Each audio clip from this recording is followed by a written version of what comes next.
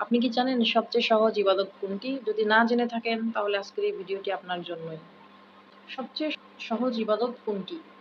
যাতে কম কষ্ট কিন্তু পাহাড় সমান সওয়াব।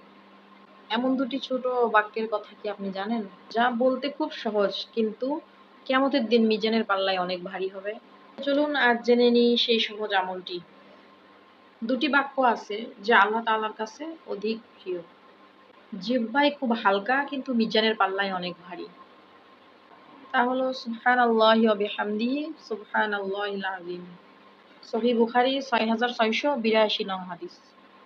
আমরা কাজের ফাঁকে বা হাঁটাচলা করার সময় অনর্থক কথাগুলো এড়িয়ে এই কাজটি কিন্তু করতে পারি।